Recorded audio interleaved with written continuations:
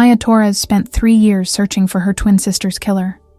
She documented death for a living, photographed the traces of violence that haunted every crime scene, and slowly drowned in grief that no therapy could heal.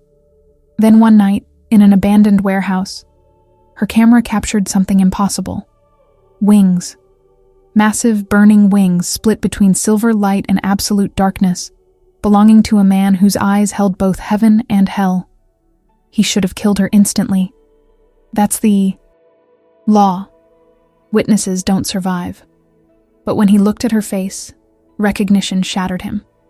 Because he'd seen that face before, bleeding out in an alley, whispering forgiveness with her final breath. Now Maya is bound to the creature who murdered her sister.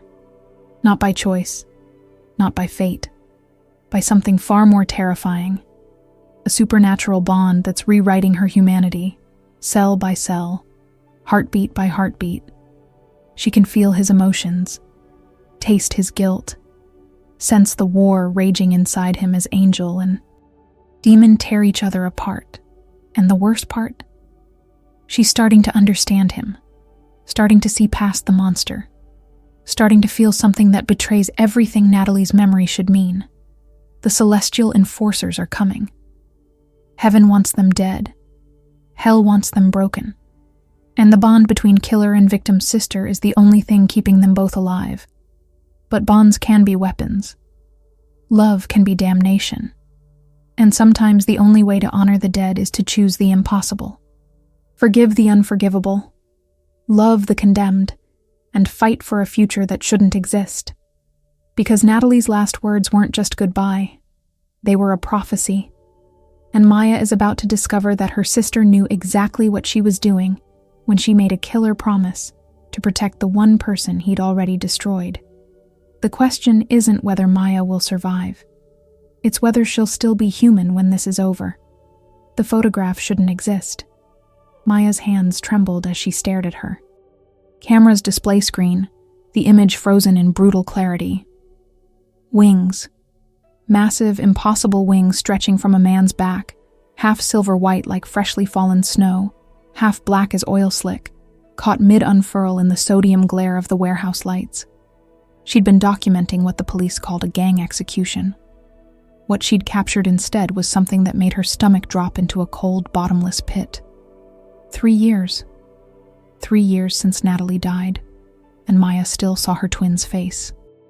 Everywhere. In crowds, in dreams, in the fractured reflection of her bathroom mirror at 3 a.m. when sleep wouldn't come. But she'd never seen anything like this. Her breath came too fast. The warehouse stank of copper and ozone, a combination that made her sinuses burn. She should leave. Protocol said document and exit. Don't contaminate the scene. Don't ask questions. Just take the photos, send them to the department, collect the paycheck that barely covered rent on her shoebox. Apartment. But her feet wouldn't move. The body on the concrete was still warm. She'd checked when she arrived 20 minutes ago. Professional instinct overriding the way her pulse hammered against her ribs. Male, mid-30s maybe. Throat torn open like something with claws had reached inside and pulled. The police report would say knife wound. It always did.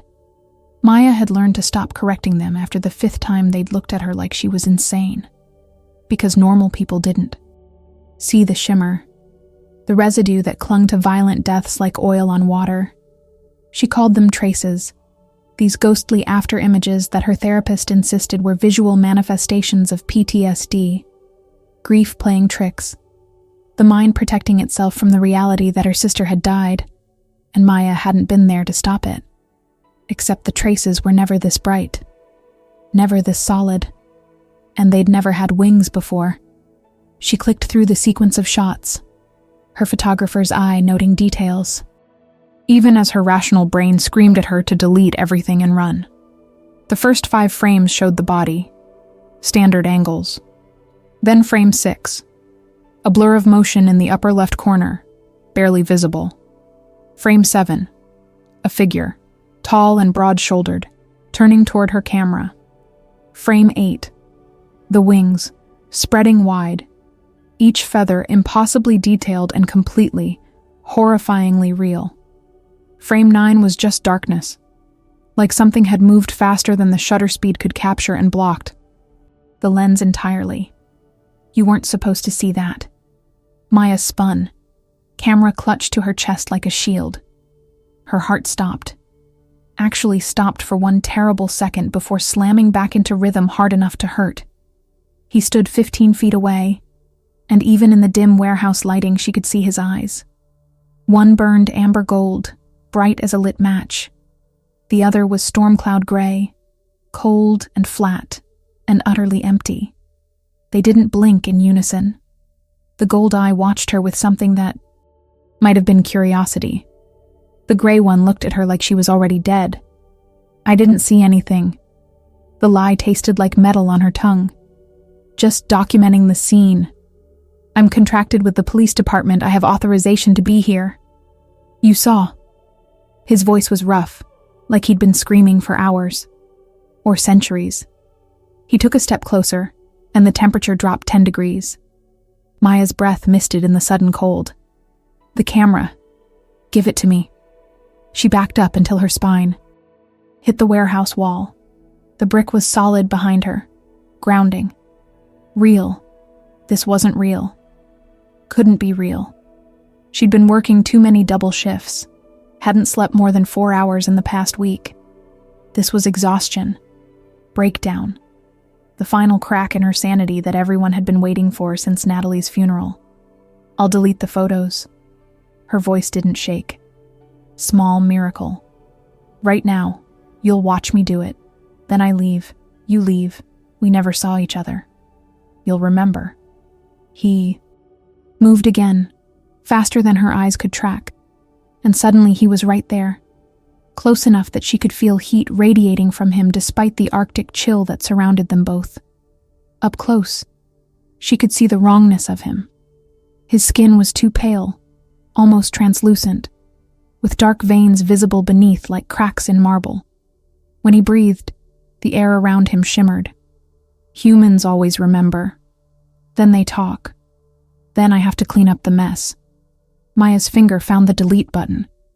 I won't talk. I don't even know what I saw. Some kind of trick. Photoshop. Camera malfunction. His hand shot out and grabbed her wrist. Not roughly.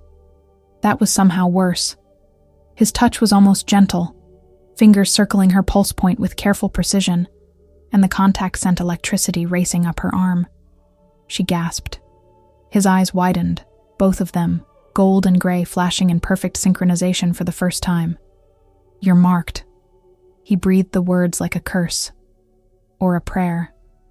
His grip tightened just slightly, thumb pressing against the inside of her wrist where her heartbeat stuttered and jumped. How are you marked? Who touched you? No one touches me. Maya jerked back, but he held firm, not bruising but absolutely immovable. Let go. Let go, or I scream. Scream. The word was hollow. No one will hear. No one ever hears. He was right. She knew he was right. The warehouse district was abandoned at this hour, had been abandoned for months. That's why bodies turned up here. That's why she got called to document them. Forgotten places where forgotten people died, forgotten deaths, like Natalie. The thought hit her with physical force. Natalie, found in an alley 3 blocks from her apartment. Throat cut. No witnesses. No suspects. Case gone cold within 6 weeks. The detective had been apologetic. These things happen in the city, Miss Torres. Wrong place, wrong time. I'm sorry for your loss. But Natalie hadn't been in the wrong place. She'd been walking home from her nursing shift. Same route she'd taken for 2 years. Safe neighborhood. Well-lit streets. And something had killed her so viciously that even the hardened crime scene photographer had turned away to vomit. Maya had seen the photos later, stolen them from the evidence locker using her department credentials. She shouldn't have looked, couldn't stop herself, needed to know, needed to see. The traces on Natalie's body had been blinding. Your sister. The man's voice dragged her back to the present. He was staring at her face with an intensity that made her skin crawl. "You look like her. Exactly like her. How did I not see it immediately?" Ice flooded Maya's veins. "You didn't know my sister. Natalie Torres." He said her name softly, reverently, like it hurt him to speak it. 28 years old, nurse at St. Catherine's Hospital, loved terrible romantic comedies, and cried during commercials with puppies. Wanted to open a free clinic someday. His thumb moved in a small circle against her wrist, an unconscious gesture that felt obscene in its intimacy. She had a birthmark. Right here. He touched the base of Maya's throat with his free hand. The exact spot where Maya had her birthmark. The exact spot where Natalie had hers. Hidden beneath her collar. Identical in shape and placement, the way everything had been identical between them. Maya couldn't breathe. How? Because I'm the one who killed her. The warehouse floor tilted. Or maybe Maya did. She couldn't tell anymore. His words echoed in the cavernous space, bouncing off metal beams and concrete until they surrounded her from all directions. Killed her. Killed her. Killed her. 3 years ago. He kept talking, his voice flat now, mechanical, like he was reciting from a script he'd memorized. August 14th, 2:17 in the morning. She was walking home. I was hunting something else. A demon who'd been possessing emergency room patients, feeding on their fear. She saw me. Saw what I really am. I had orders. Witnesses can't exist. The rules are absolute. Maya's camera fell from her grip, hitting the concrete with a crack that sounded like a gunshot. She didn't feel her fingers open. Didn't feel anything except the roaring in her ears and the way his hand was still wrapped around her wrist, holding her upright when her legs forgot how to support her weight. "You're lying." But even as she said it, she knew he wasn't. Knew it with the same visceral certainty that had made her steal those crime scene photos. The same instinct that had always told her when Natalie was hurt, or scared, or in trouble. The twin sense that should have warned her that night 3 years ago, but had stayed silent. Dead silent. Because Natalie was already gone, and Maya was sleeping, dreaming about nothing, while her other half bled out alone. I wish I was. His amber eye flickered, dimming for a heartbeat. Almost human. Almost sorry. She fought.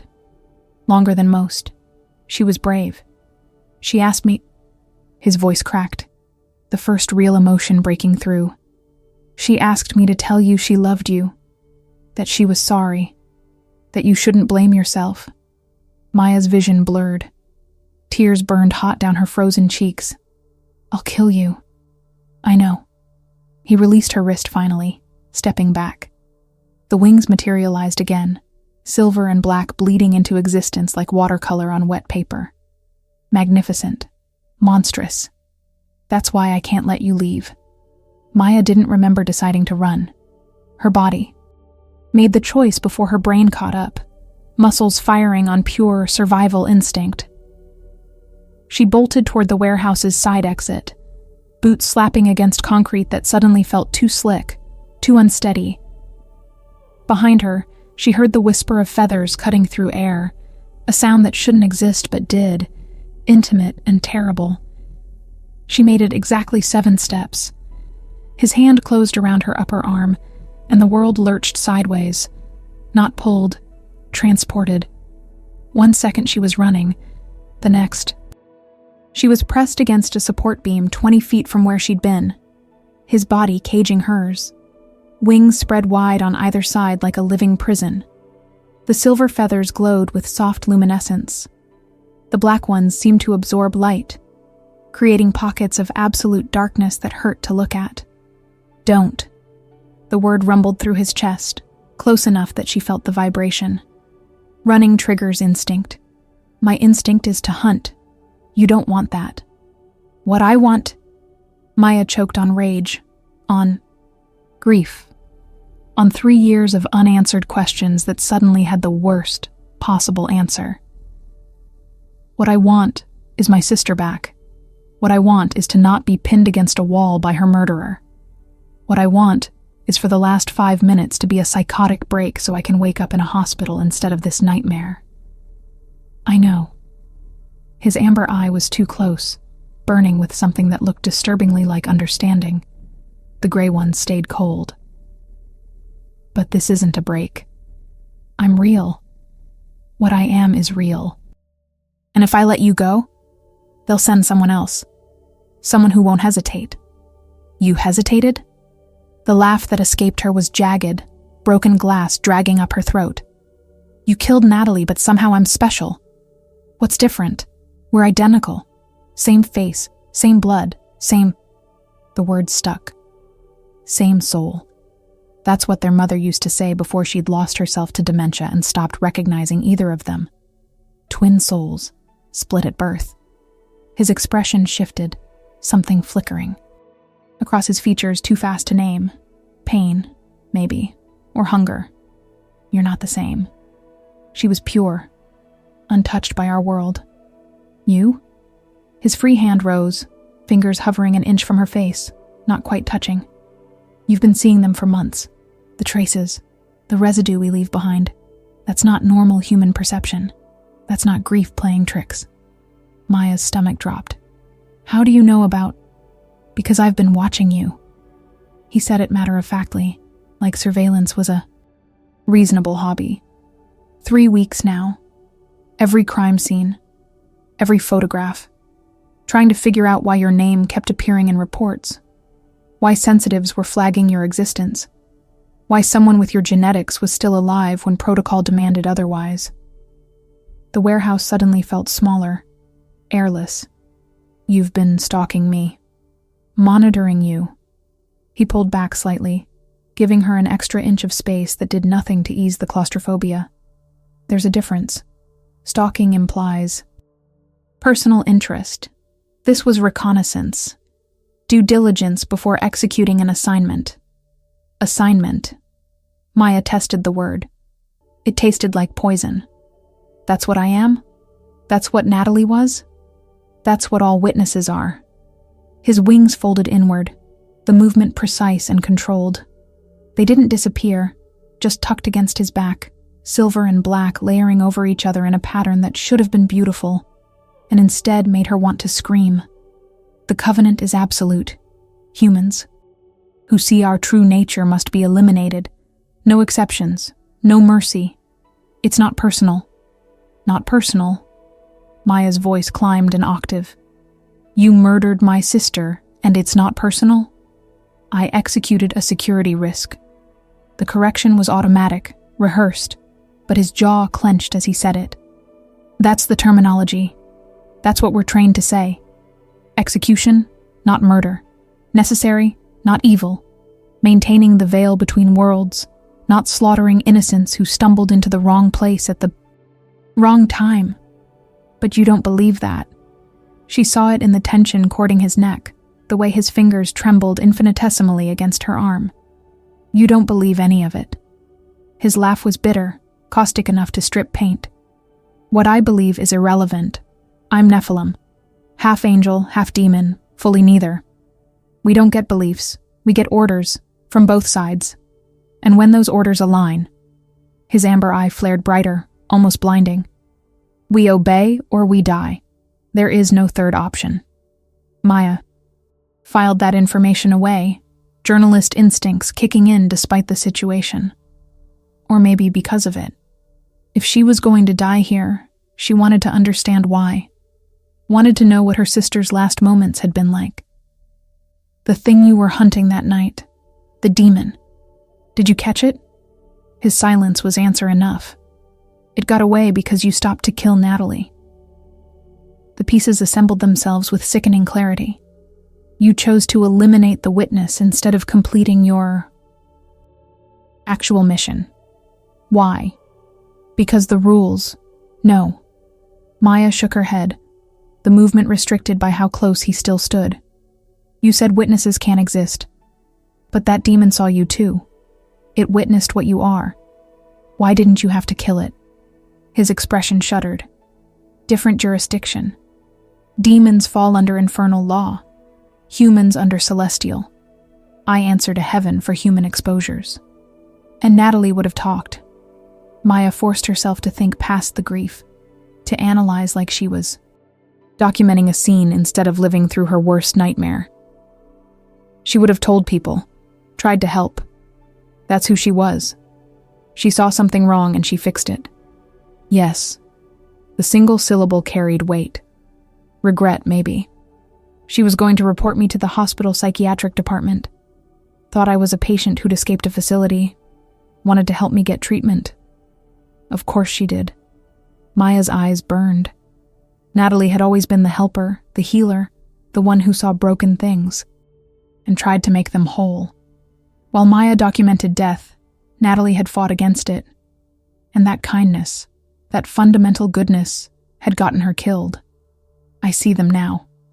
The admission scraped out of her. The traces. Started about 6 months after she died. Faint at first, just smudges. But they've been getting stronger, brighter. I thought I was losing my mind like Mom did. Hereditary schizophrenia, early onset psychosis. I've been in therapy for a year trying to make them stop.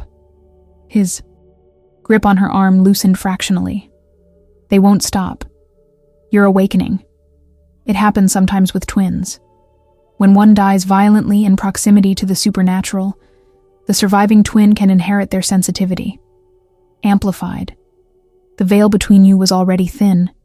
Her death shattered it completely. Maya's breath caught. So, this is because of you. Because you killed her near whatever the hell you are, I'm turning into something that sees monsters. Yes. No hesitation. No sugarcoating. Which means you're on every watch list in the supernatural community. Sensitives are dangerous. They expose us. They break the covenant. They have to be eliminated before they become a larger problem. I'm already a larger problem. She met his dual-colored gaze head-on, refusing to look away even though her knees were shaking. I've been photographing your kind for months, building a database. I have hundreds of images stored on encrypted servers, crime scenes that don't match human violence, wounds that shouldn't exist, traces that can't be explained. His hand dropped from her arm entirely. He stepped back, wings spreading instinctively like a threat display. Where? Safe. She pushed off the support beam, forcing her spine straight even though everything in her screamed to curl into a defensive ball. Password protected, with instructions to release everything to major media outlets if I don't check in every 72 hours. You kill me, the world finds out what you are. It was a bluff. She had the photos, yes, backed up obsessively because losing data meant losing billable work. But there was no dead man's switch. No insurance policy. Just her, alone, with a killer who could move faster than thought and had wings that defied physics. He stared at her for a long moment. Then, incredibly, impossibly, he smiled. It was terrible. The expression pulled wrong on his face, like muscles remembering something they hadn't done in years. You're lying. Your heartbeat spiked. Pupils dilated. Breathing pattern changed. I can hear every biological tell your body produces. Then you know I'm terrified. Maya didn't bother denying it. But you also know I'm serious about the photos. Maybe I don't have an automatic release, but I do have them. And if you're watching me, you know I've been sending copies to colleagues, other photographers, asking their opinion on unusual elements. The data is out there. Killing me doesn't contain it anymore. His smile faded. The amber. Eye dimmed until it almost matched the gray one, both flat and assessing. When he spoke again, his voice had changed. Softer, more human, more dangerous in its intimacy. What do you want?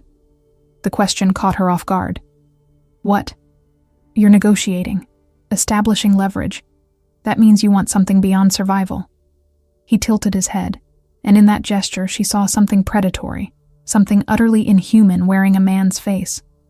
So tell me, what do you want, Maya Torres? What's worth? More than revenge for your sister's murder? The answer came from somewhere deep and honest and suicidal. I want to know why. Not the covenant, not the rules. Why you? Why did you choose to kill her instead of letting her go? Why did you deliver her last words to yourself if you're just following orders? Why are you telling me any of this when you could have snapped my neck the second I saw your wings? His wings trembled. The silver feathers ruffled, agitated, while the black ones stayed. Perfectly still. The dichotomy was mesmerizing and horrible. Because she asked me to watch over you. Maya's world tilted again. What? Her last words. They weren't just, I love you. She made me promise. His voice cracked, the fissure revealing something raw beneath. She said, my sister sees things too. She'll figure it out eventually. When she does, don't let them send someone cruel. If it has to happen, let it be you. At least you hesitated. The warehouse was silent except for Maya's ragged breathing and the distant drip of water from a broken pipe. She knew. She knew you were going to kill me someday. Sensitives always know. He turned away, wings dragging across the concrete with a sound like silk on stone. It's the gift and the curse. You see what's coming. You can't stop it. You can only choose how you meet it. Maya's legs finally gave out. She slid down the support beam until she was sitting on the filthy floor, camera forgotten somewhere in the darkness. Everything she thought she knew about reality crumbling around her. So what now? You're here. I'm here. She asked you to be the one. Are you going to grant her that last request? He didn't answer immediately. When he did, he still wasn't looking at her. I don't know. That's the problem. I don't know. Maya woke up in a place that wasn't the warehouse. Her consciousness surfaced slowly, fighting through layers of fog that felt artificial, chemical. Not sleep. Something forced. Her mouth tasted like copper and ash, and when she tried to move, her body responded with a lag that made her stomach lurch. Drugged. She'd been drugged. The panic came first, sharp and immediate. Then awareness. She was lying on something soft. A couch. Leather. Expensive by the feel of it. The air smelled different here. Clean. Almost sterile. With an underlying scent of something she couldn't name. Ozone, maybe. Or burnt sugar. She forced her eyes open. The apartment was minimalist to the point of being hostile. White walls, gray furniture, floor-to-ceiling windows that showed a city skyline she recognized as downtown, at least 30 stories up. No personal items, no photographs, no books or magazines or any indication that a living person occupied this space. It looked like a staged showroom, beautiful and completely hollow. You're awake. His voice came from her left. Maya's head turned too fast, vision swimming, and there he was, sitting in a chair by the window, backlit by afternoon sun, that made his wings nearly translucent. They were still out, still visible. She hadn't imagined any of it. You kidnapped me. Her voice came out hoarse. How long had she been unconscious? Hours?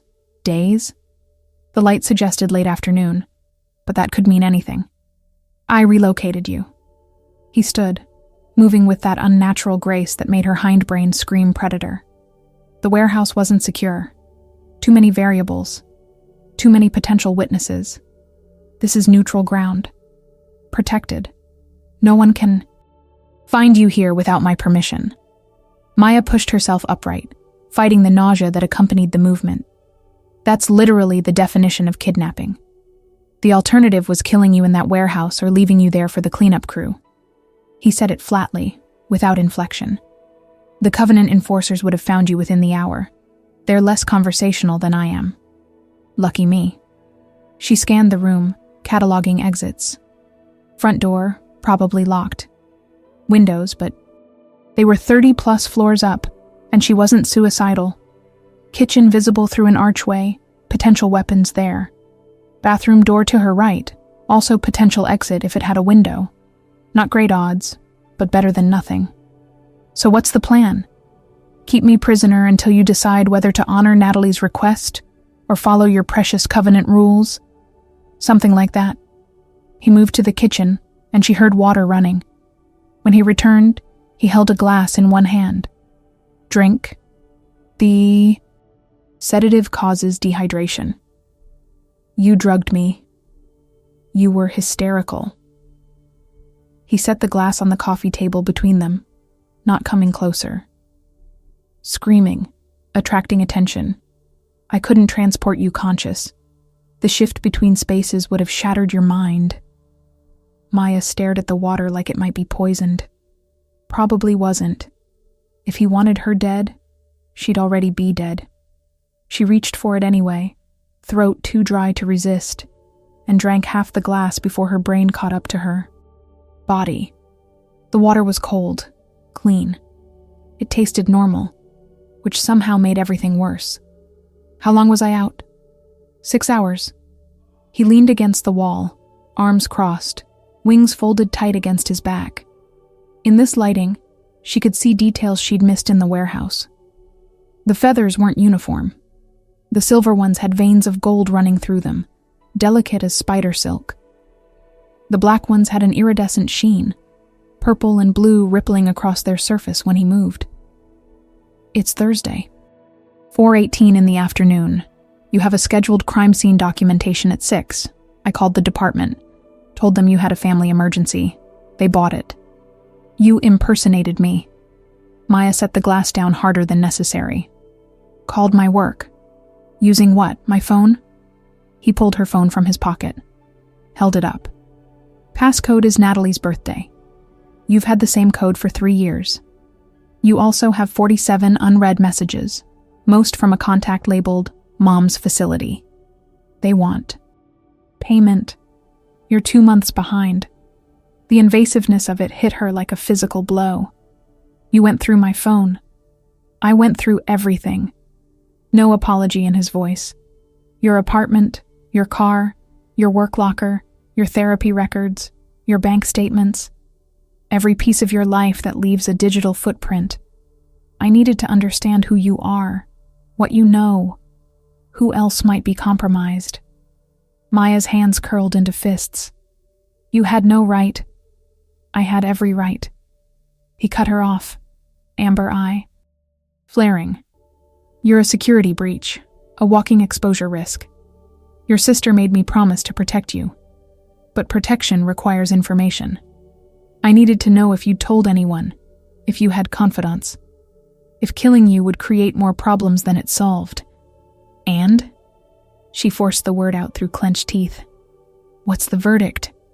Am I worth the trouble of keeping alive? His expression shifted. Something that might have been conflict flickered across his features, there and gone too fast. To parse. You're alone, completely. No friends close enough to notice if you disappear. No family except a mother who doesn't recognize you anymore. No romantic relationships, no social circles, no emergency contacts beyond your employer. You work 70-hour weeks photographing death. You eat 1 meal a day, usually at 3 in the morning. You haven't been to your apartment for longer than sleep in 6 months. You're drowning, and no one notices because you've made sure there's no one left to see. Each observation was a scalpel cut, precise and devastating. Maya felt her face heat. Your point?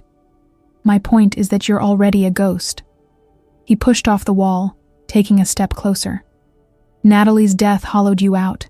You're not living. You're documenting, observing. Staying one step removed from everything real because if you let yourself feel, you'll shatter.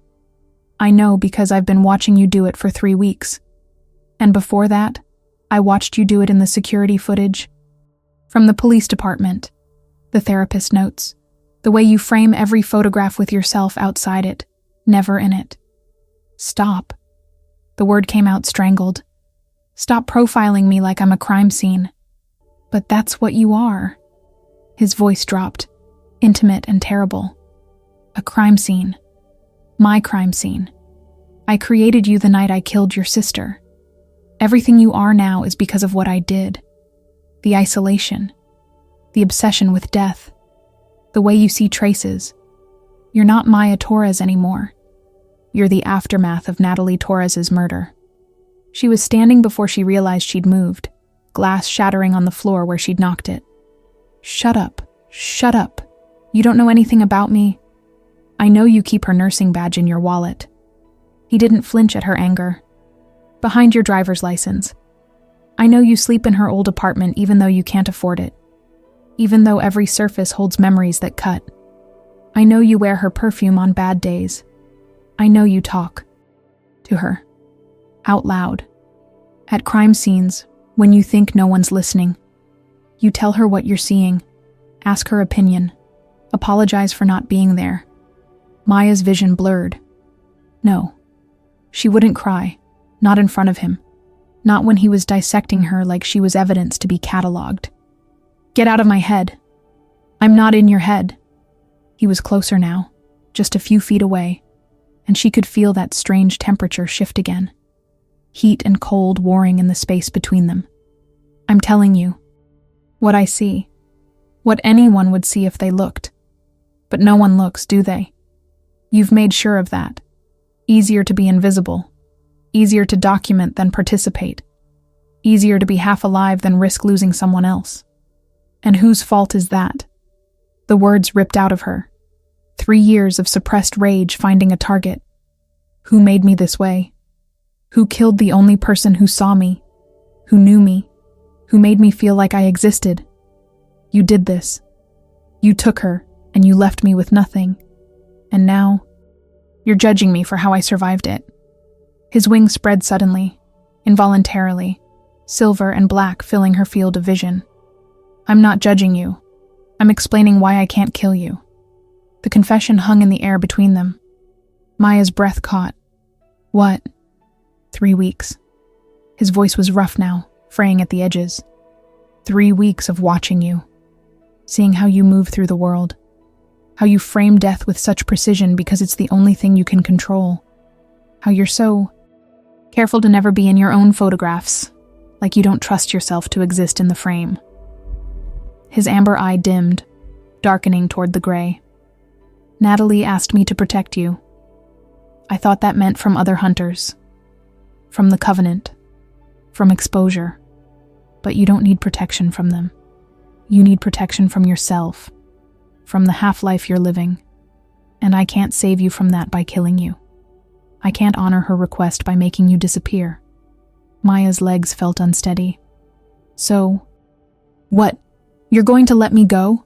Hope I keep my mouth shut about the supernatural hitman with the wing problem? No. He shook his head. Because letting you go means the Covenant sends someone else. Someone who won't hesitate. Someone who won't see you. Just a problem to be eliminated. And I made a promise. To my dead sister. The bitterness tasted like blood. A promise you're keeping even though you're the one who made her dead. Yes. No hesitation. No deflection. Just brutal honesty. Because it's the only thing I've done in 3 years that felt like a choice instead of an order. Because when she looked at me with her throat open and her life bleeding out, she didn't beg for herself. She begged for you. And that kind of love. His voice cracked. I don't understand that kind of love. I don't have the capacity for it. But I recognize it. I know it's rare. Sacred. And I destroyed it. Something in Maya's chest twisted painfully. What are you? Damned. The word fell between them like a stone. I'm damned. Half angel, half demon, wanted by neither, acceptable to none. I execute orders because it's the only purpose I have. The only thing keeping me from fragmenting entirely. But your sister's last request? His wings trembled. That was different. That was mercy shown to a killer. Grace given to something graceless. I don't know what to do with it.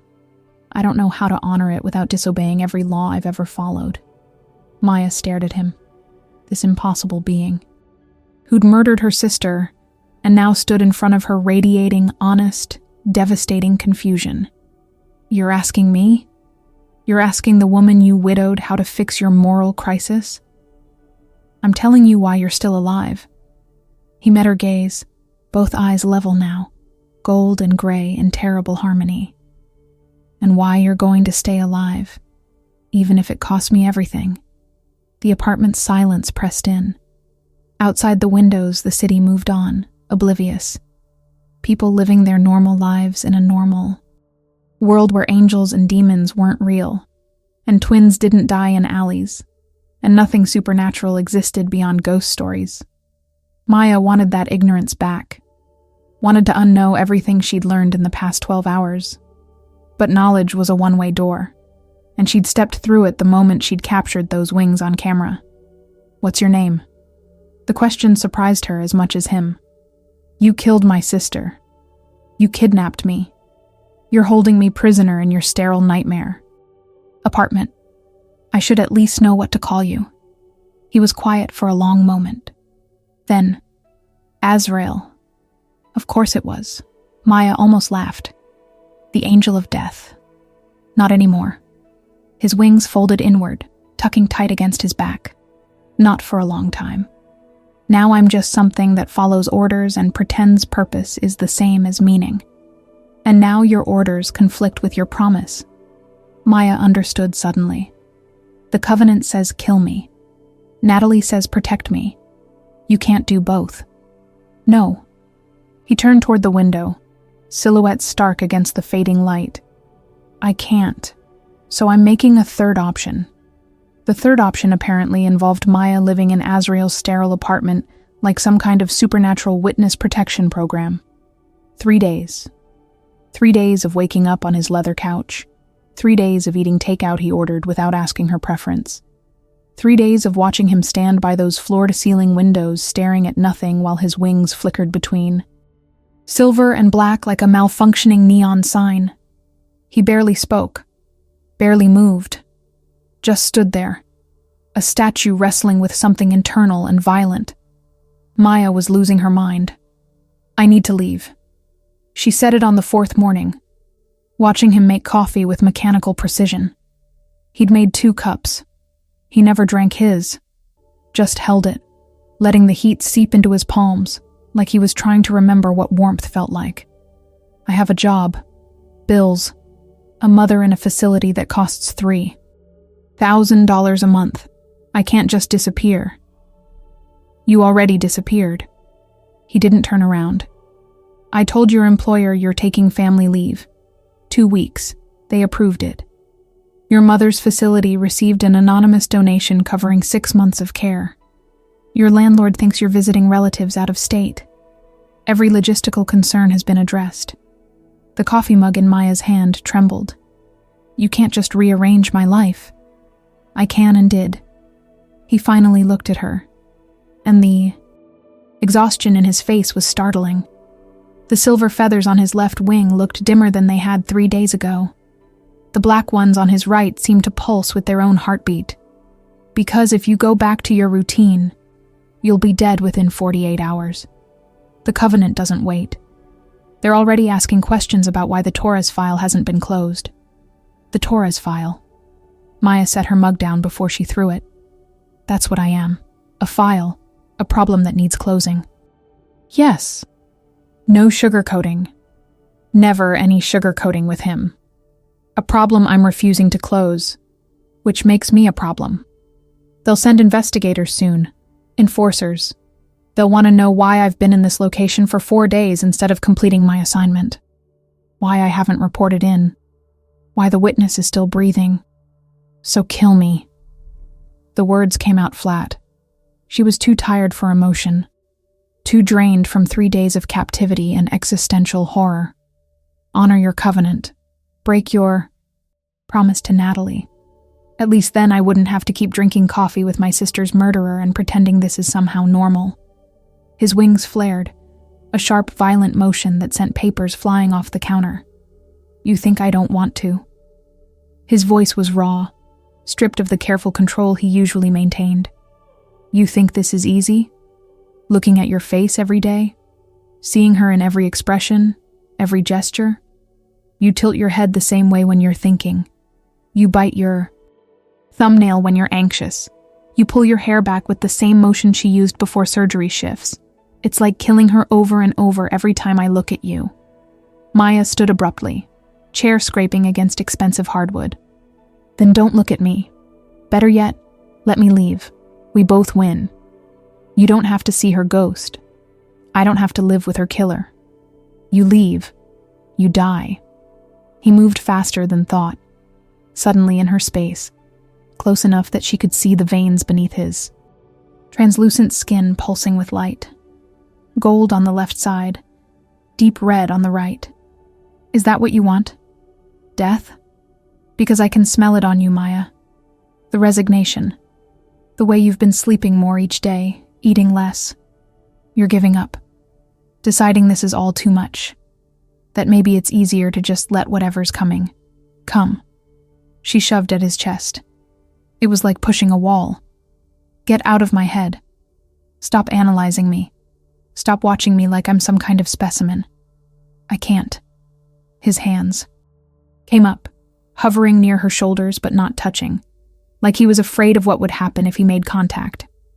Watching is what I do. It's all I know how to do.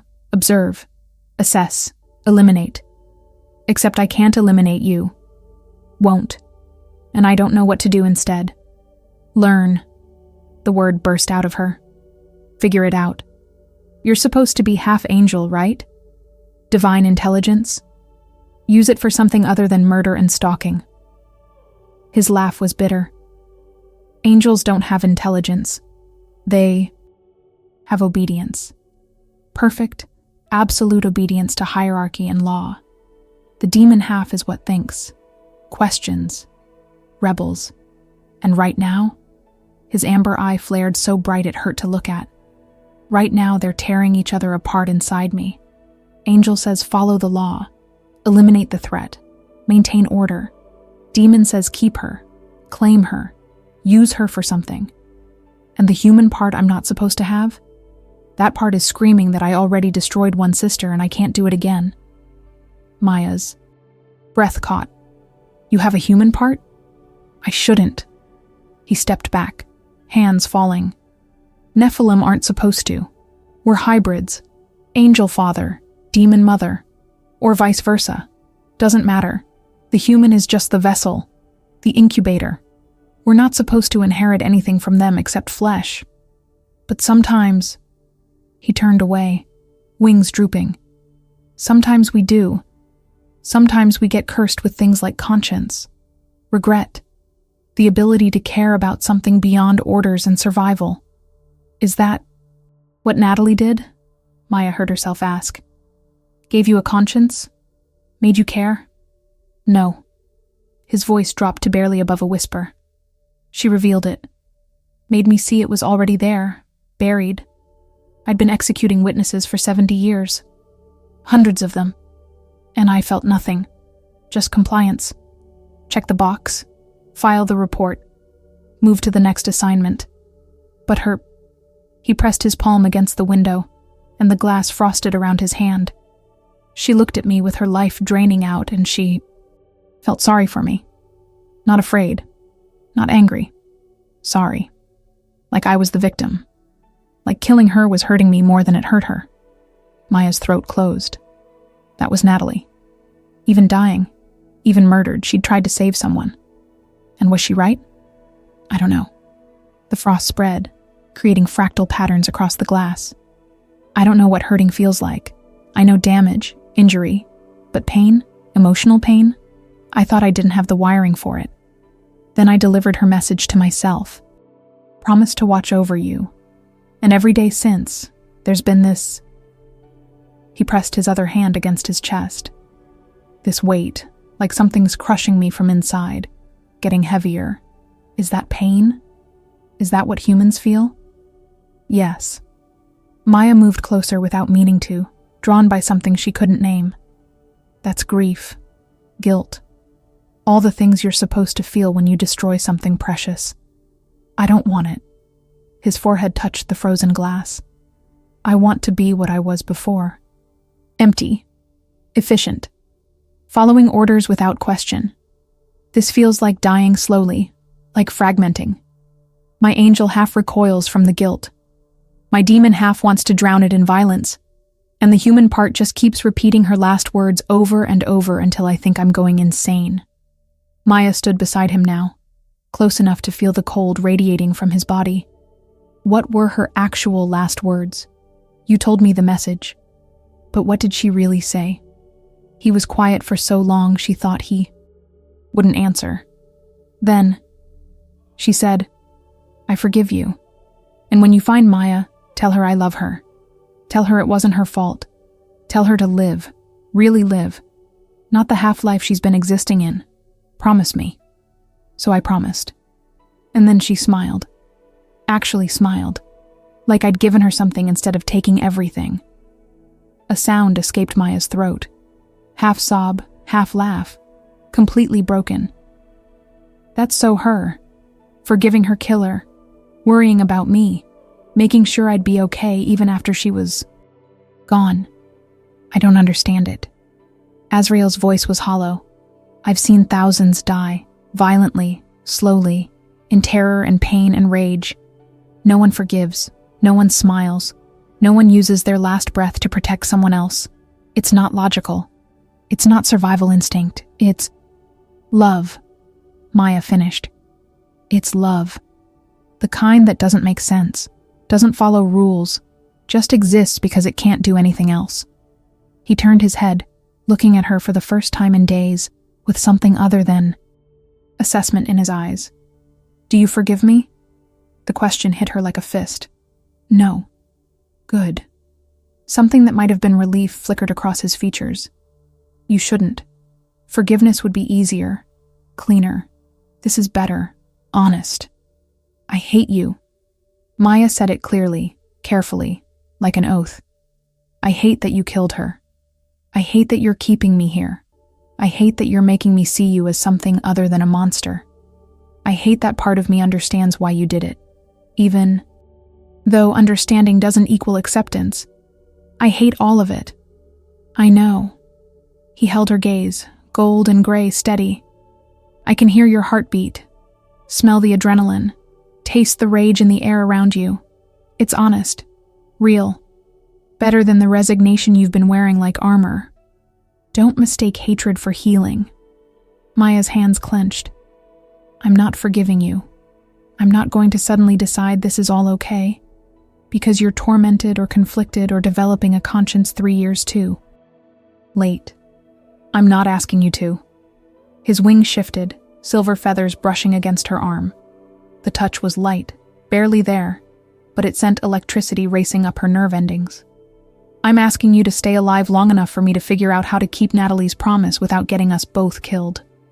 And then what? Maya didn't pull away from the wing contact even though she should.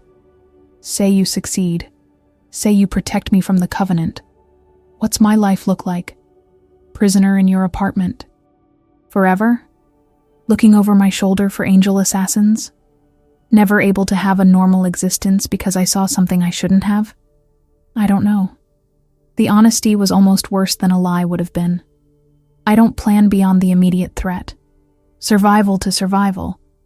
But if I can buy us time, maybe we find a way to remove you from their radar permanently. Fake your death. Change your identity. Something. Something. Maya laughed without humor. Great plan. Really detailed. It's more than I had 3 days ago. His wing pulled back, and the loss of contact felt wrong. 3 days ago, I was going to kill you in that warehouse. Honor the Covenant. File the report. Move on. But standing here, talking to you, seeing you as something other than a security risk? He shook his head. Natalie was right. You're not like the others. You're not just seeing traces. You're seeing me. Really seeing. Not the wings or the eyes or the supernatural elements. You're seeing the part I'm not supposed to have. The part that's breaking under the weight of 70 years of murders labeled as duty. Maya wanted to look away. Couldn't. I see someone who's suffering. That doesn't mean I forgive what you did. I don't want your forgiveness. His hand rose, finger pointing at his own chest. I want your survival. Because if you die, especially if I'm the one who kills you, then Natalie's last act was meaningless. Her forgiveness, wasted. Her love for you, erased. And I can't... His voice cracked. I can't make her final moments meaningless. It's the only thing I've ever been part of that felt sacred. The first time Maya felt it, she thought she was having a heart attack. Day 7. She was in the bathroom, trying to wash away another sleepless night, when pain lanced through her chest. Sharp, burning, like something was burrowing into her sternum from the inside out. She gasped, hand flying to her heart, and through the agony came something else, something foreign. Terror. Absolute, primal terror that wasn't hers. She stumbled out of the bathroom, vision swimming, and found Azrael on his knees in the living room. His wings were spread wide, trembling violently, silver feathers shedding light in rapid pulses while the black ones seemed to bleed darkness into the air around him. His head was thrown back, tendons standing out in his neck, and his mouth was open in a silent scream. What's happening? Maya dropped beside him without thinking, hands hovering over his shoulders. Azrael, look at me. His eyes snapped to hers. The amber one was completely white, glowing like molten gold.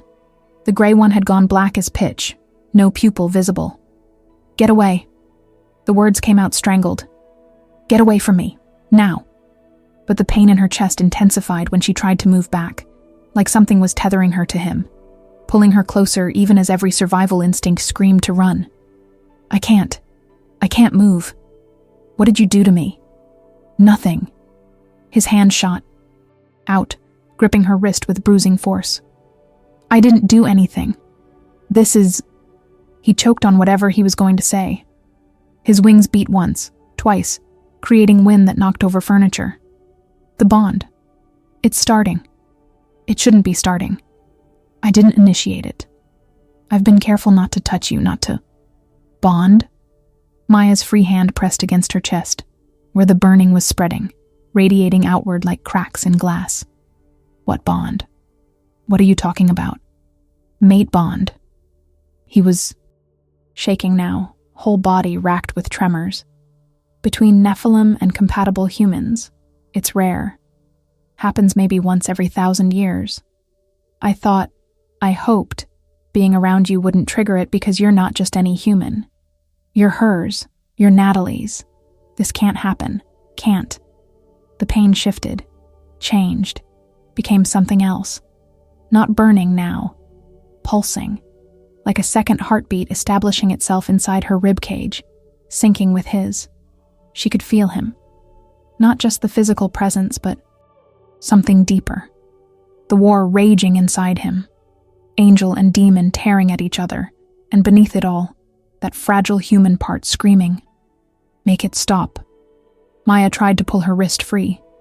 Couldn't. His grip was iron. Whatever this is, reverse it. I don't want this. I don't want to feel you. I can't reverse it. His voice was breaking, fragmenting into 2 tones simultaneously. One high and crystalline, one deep and resonant, both speaking at once. Once it starts, it completes or it kills. That's the law. That's how it's always been. Then don't complete it. She was begging now, dignity abandoned. Let it kill us. Better than this. Better than being tied to you forever. His laugh was hysterical, unhinged. You think I want this? You think I want to be bound to the sister of the woman I murdered? To feel your hatred every second of every day for the rest of existence? This is hell. This is actual damnation. And I can't stop it because my body decided you're compatible. Perfect. Genetic match. Soul resonance. All the mystical bullshit that makes this bond unbreakable. The apartment's temperature was fluctuating wildly now. Freezing. Boiling. Freezing again. Maya's teeth chattered even as sweat dripped down her spine. How long? How long until it completes? Days. Maybe weeks. He finally released her wrist, shoving away like her touch burned him. Depends on proximity. Contact. The more we're around each other, the faster it solidifies. I need to leave. Need to put Distance between us. Slow it down. Give us time to... To what? Maya's voice was sharp. Figure out how to break an unbreakable bond? You just said it completes or kills. Those are the only options. So either we're stuck together forever, or we both die trying to fight it. There's a third way.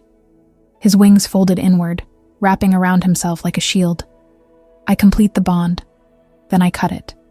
Sever the connection before it fully roots in your soul. And that doesn't kill us? It kills me. He said it simply, matter of fact.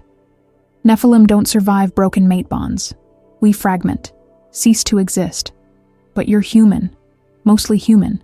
You'd survive, changed, marked. You'd be able to see the supernatural world clearly forever. No more just traces, full sight. But you'd live. Maya's mind reeled. You're talking about suicide. Magical suicide. I'm talking about keeping Natalie's promise. He looked at her with those impossible eyes. One light, one dark, both ancient and exhausted. She asked me to protect you. To make sure you lived. Really lived. Can't do that if we're bound together.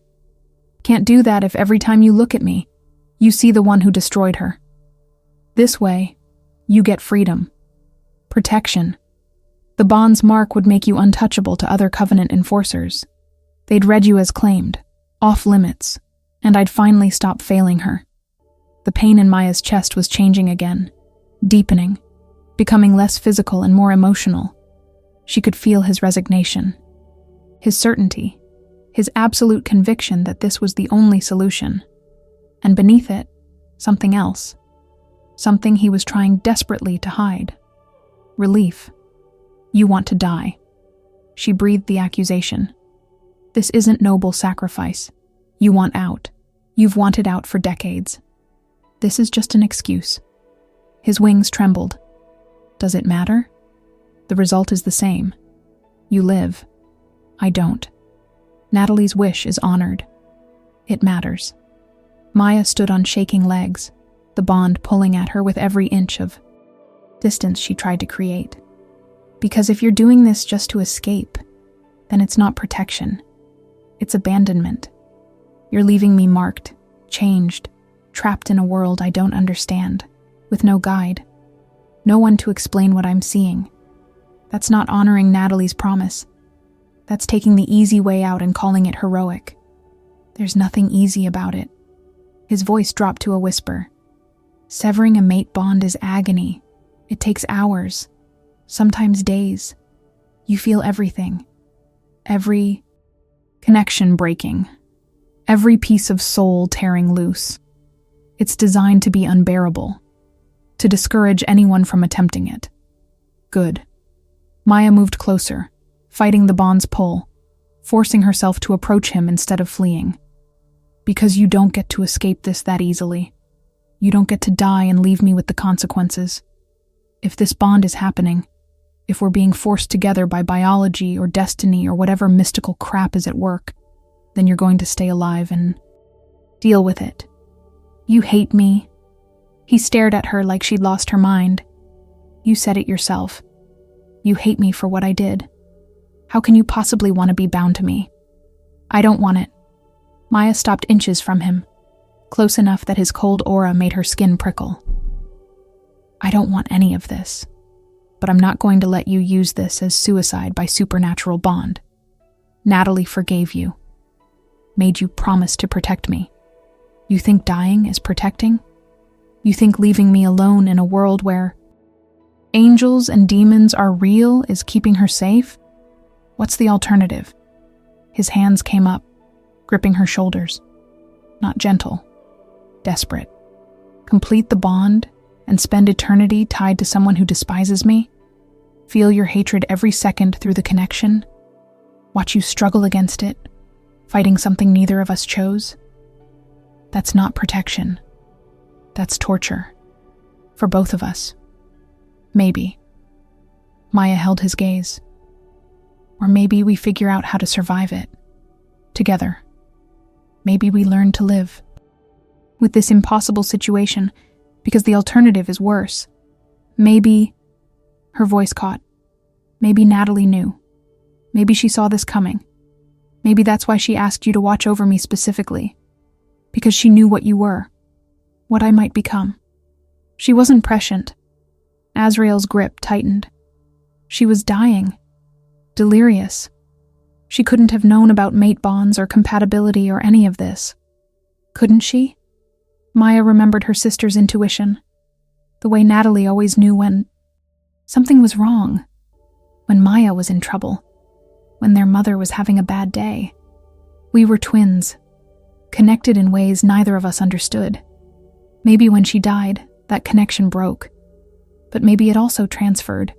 Changed. Became something else. His expression shifted.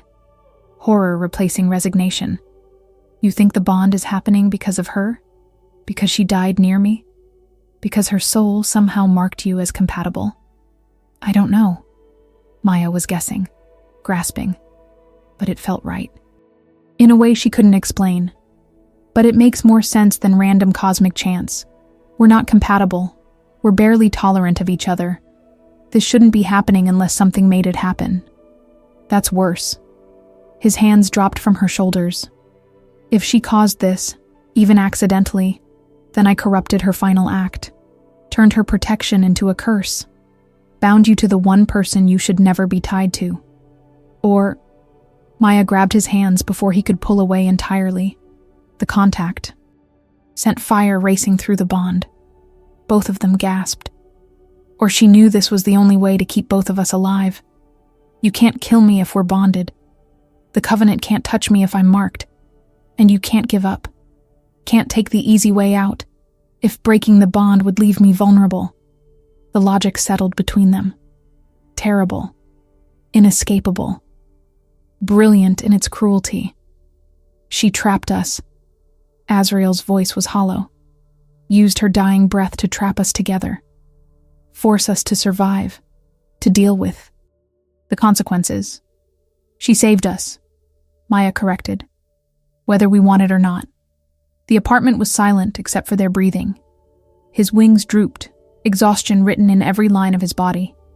I can't do this. Can't be what you need. I'm not capable of... Neither am I. Maya cut him off. I'm not capable of forgiving you, of seeing past what you did, of being anything other than angry and traumatized and barely holding together. But apparently we don't get a choice. So we survive. Day by day, moment by moment, and maybe somewhere along the way, we figure out how to make this bearable. His amber eye flickered, dimming and brightening. This is insane. Everything about this is insane. Maya felt the bond pulse in her chest. Still painful, still wrong, but less chaotic. Like it was settling into acceptance. But it's happening, and we can fight it and die, or we can... The front door exploded inward. 3 figures in silver armor stood in the smoking doorway. Their faces were covered by helmets that reflected no light. In their hands, weapons that glowed with holy radiance. Behind them, the hallway was filled with more armored forms. Nephilim Azrael. The center figure's voice was mechanical, emotionless. You are summoned before the Covenant Council to answer charges of dereliction and conspiracy. Surrender yourself immediately. Azrael's wings spread to their full span, blocking Maya from view. She's under my protection. The witness should have been eliminated. 9 days ago, the enforcer's weapon raised, pointed at where Maya stood behind Azrael. Your protection is meaningless. She dies tonight. You die tonight. Both executions authorized by celestial decree. The bond in Maya's chest flared white hot. And for the first time since this nightmare began, she felt something other than pain through the connection. Rage. Absolute, incandescent rage pouring off Azrael in waves. No. His voice dropped an octave. 2 octaves. Became something inhuman and terrifying. You don't touch her. You don't come near her. You don't even look at her. His wings began to burn. Silver flames on one side, black flames on the other. Maya had seen violence before, documented it. photographed bodies torn apart by rage and desperation in darkness. But she'd never witnessed the moment of destruction, never seen the exact instant a life ended. She saw it now.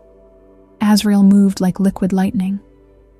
1 second he was in front of her, wings blazing. The next he was among the enforcers, and the apartment became a war zone. His hands, which had touched her so carefully, so hesitantly, tore through celestial armor like tissue paper. Silver blood sprayed across white walls. Screams filled the air, high and inhuman, the sound of divine beings dying. It lasted 20 seconds, maybe 30.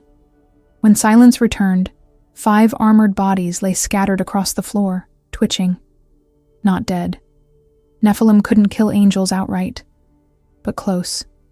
So close that the air reeked of ozone and burnt copper and something else. Something that smelled like church incense and rotting flowers. Azrael stood in the center of the carnage, chest heaving, wings still burning with dual flames. His hands were coated in silver up to the elbows.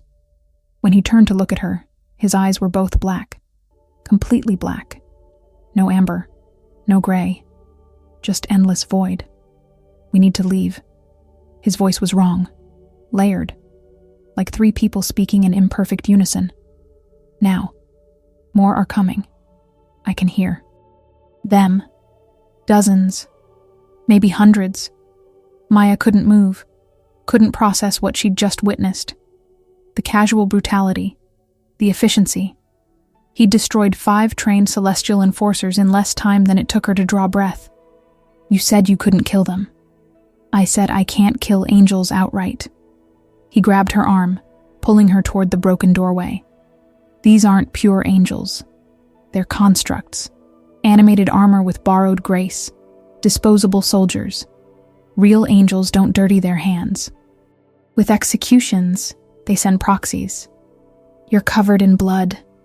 The observation was stupid, irrelevant. But her brain latched onto it anyway, refusing to engage with the larger horror. Silver blood. Is that celestial essence? He dragged her into the hallway. Behind them, the apartment's lights flickered and died. It burns. Feel it eating through my skin. Worth it. They threatened you. They pointed weapons at you. Unacceptable. The bond in Maya's chest was chaos. She could feel everything, pouring through the connection now. His rage, still white-hot. His fear, sharp and metallic. His absolute conviction that protecting her was worth any cost. And underneath it all, something darker. Satisfaction. He'd enjoyed destroying those enforcers. Reveled in it. You're losing control. She tried to pull back, but his grip was unbreakable. Azrael, your eyes. They're both demon. Where's the angel half? Buried. They reached the elevator. He slammed his fist into the call button hard enough to crack the panel. Can't access it right now. Too much demon. Used too much infernal power.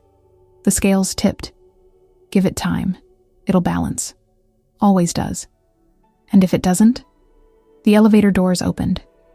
Empty, thank God. He shoved her inside, hitting the button for the parking garage. What happens if you stay like this? Then I become what they think I am. His reflection in the polished elevator doors showed something monstrous. Wings that dripped shadow. Veins that pulsed red beneath. Translucent skin. Face that was sharper, more angular, predatory. Full demon. Fallen. Everything the Covenant fears. Everything they hunt. The elevator descended. 50 floors to go.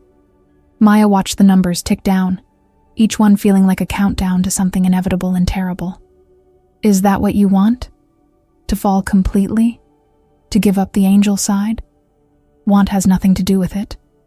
His free hand was flexing, opening and closing, like he was trying to remember how to be gentle. Balance is constant work.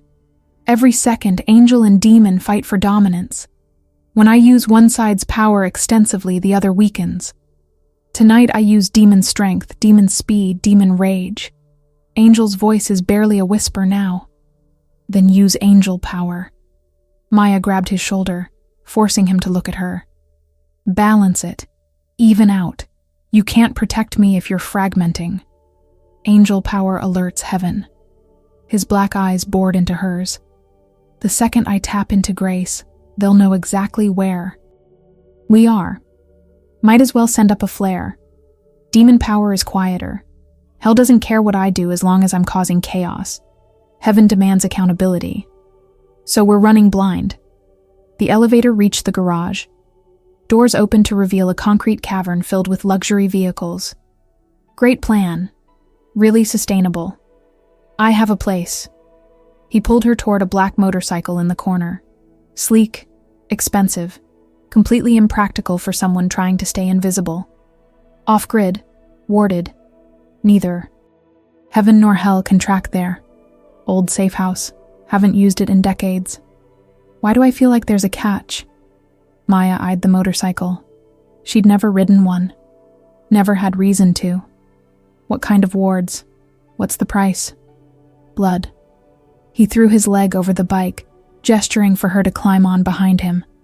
Nephilim blood specifically. Mine. Built the protection 70 years ago when I still thought I might need a place to hide from both sides. Never thought I'd actually use it. Maya hesitated.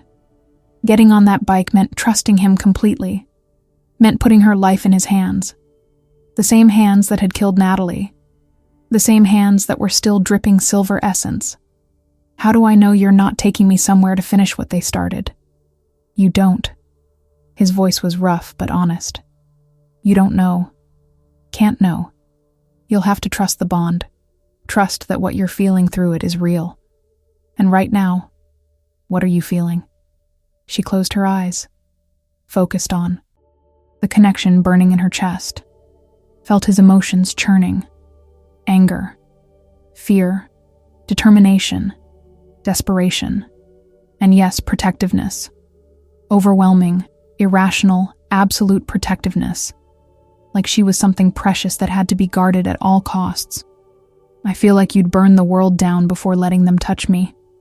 She opened her eyes. I hate that I feel that. Hate that it's true. Hate that some mystical bond is making you care when you should just eliminate the problem. Get on the bike. Maya, it wasn't a request. Argue with me later, when we're not about to be swarmed by celestial hit squads. She climbed on, wrapped her arms around his waist because there was nowhere else to hold. The contact sent electricity through the bond. Both of them gasped. His body went rigid beneath her touch. Sorry. She tried to loosen her grip. The bond doesn't like this, does it? The bond loves this. His voice was strained. That's the problem. Every touch strengthens it.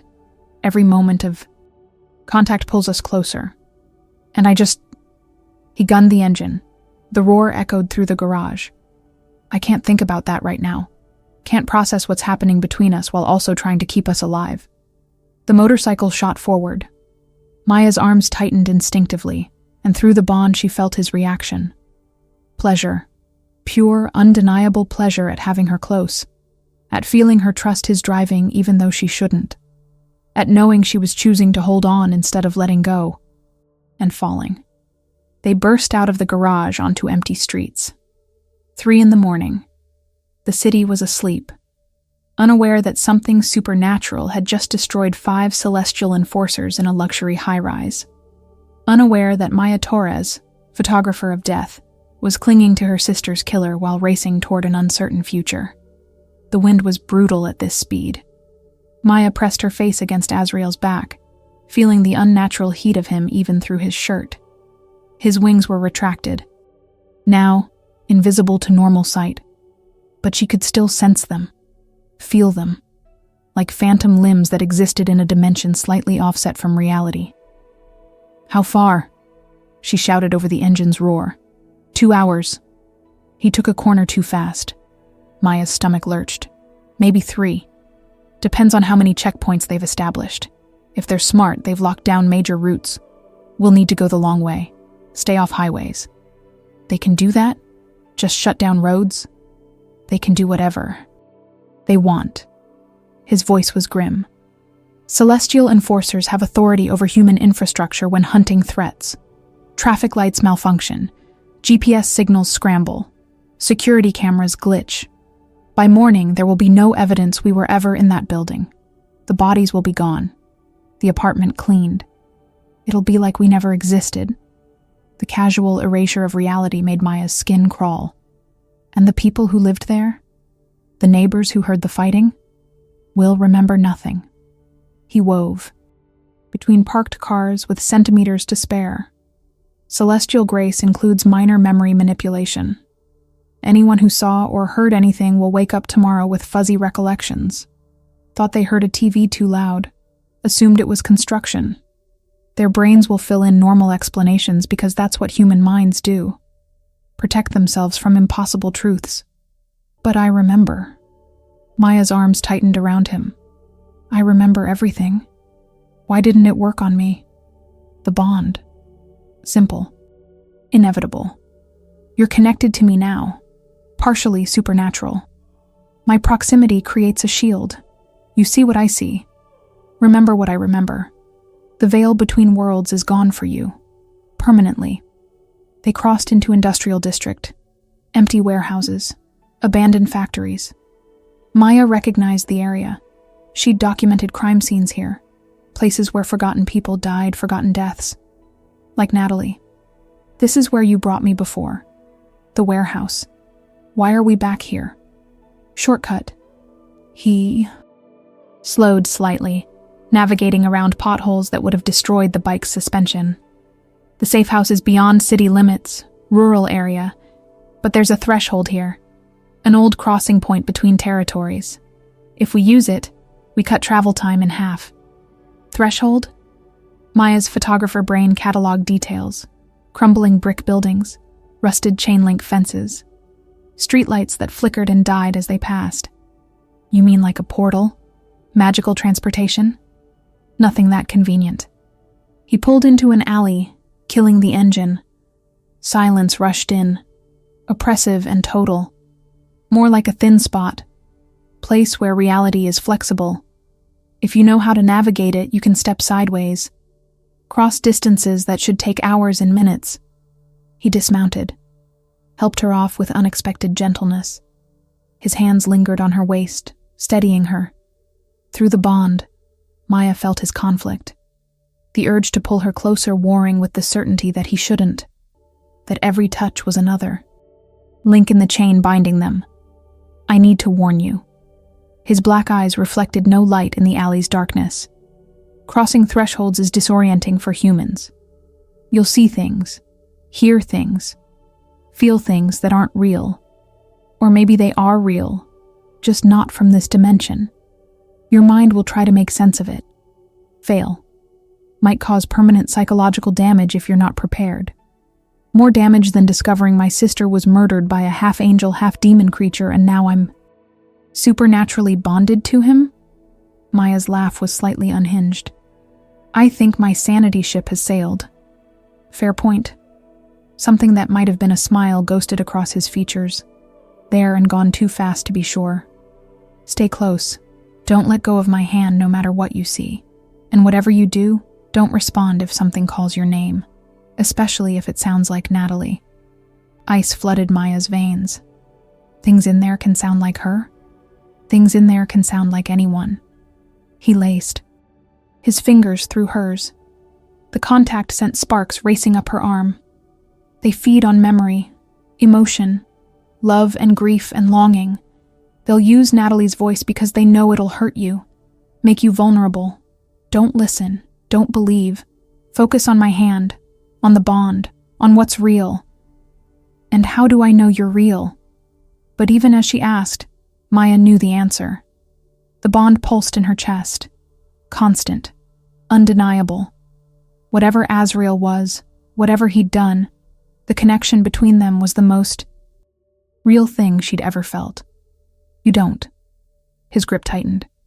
You just have to trust. He pulled her forward. The alley's darkness deepened, became absolute, and Maya stepped into nothing. The threshold wasn't a place. It was a feeling. Maya's body existed in multiple dimensions simultaneously. She could feel the alley's concrete beneath her feet and something else. Something that writhed, pulsed, breathed with a rhythm that matched no living thing. Her vision fractured into kaleidoscope pieces, each showing a different version of reality layered over the others. In one, the alley was pristine, new. The warehouse behind them glowed with warmth and life, workers streaming in and out during some long-ago shift change. In another, everything was ash, burned. The buildings collapsed into rubble, the sky overhead a sickly green that hurt to look at. In a third, there was nothing, just void, absolute emptiness that her mind kept trying to fill with shapes that made no sense. "Don't look." Azrael's voice was the only anchor, his hand in hers, blazing hot now, almost painful. Eyes on me. Only me. But Maya couldn't help it. Her photographer's instinct to observe, to document, to see was too strong. She looked, and immediately wished she hadn't. Things moved in the spaces between realities. Not creatures exactly. More like concepts given form. Hunger with teeth. Loneliness with claws. Grief wearing faces that shifted too fast to focus on. They pressed against invisible barriers, sensing fresh prey, a human, vulnerable, delicious. "Maya," Natalie's voice, clear as crystal, coming from everywhere and nowhere. "Maya, I'm here, I'm still here. Why did you let him take you? Why did you leave me behind?" "She's not real." Azrael pulled her forward, forcing movement through the threshold's resistance. "That's not her. It's never them. Just echoes. Memories given voice by things that feed on pain." But it sounded so much like Natalie. The exact inflection. The way she'd always said Maya's name with gentle reproach when her twin was spiraling. "I know it's not real." Maya's voice shook. "But hearing her, I know." His grip tightened. "I hear them too. Everyone I've executed over 70 years. They all call to me here. Beg for mercy I never gave. Promise forgiveness I don't deserve. It's torture by design. The threshold's nature. Everything you regret given voice." They walked. Or maybe they didn't walk. Maybe they stood still and reality moved around them. Maya couldn't tell anymore. Time felt wrong. Stretched thin in some moments, compressed to nothing in others. She might have been crossing for seconds or centuries. "Why didn't you kill me that first night?" The question escaped before she could stop it. "In the warehouse. You said you should have. Why didn't you?" Azrael was silent so long she thought he wouldn't answer. Then, "Because you didn't run. Everyone runs when they see what I am. Terror, revulsion, survival instinct. But you stood there. Took photographs, like documenting a monster was more important than escaping one. It was..." He paused. "Unexpected. I've been executing witnesses for decades. They all react the same. Scream, flee, beg, deny. You did none of those things. You just looked at me and asked questions. Like I was a puzzle to solve instead of a threat to escape.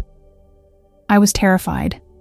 Maya remembered her hands shaking, her heart hammering, the cold sweat down her spine. "I just hide it better. Occupational hazard. You can't document violence if you let fear paralyze you. You weren't just hiding it."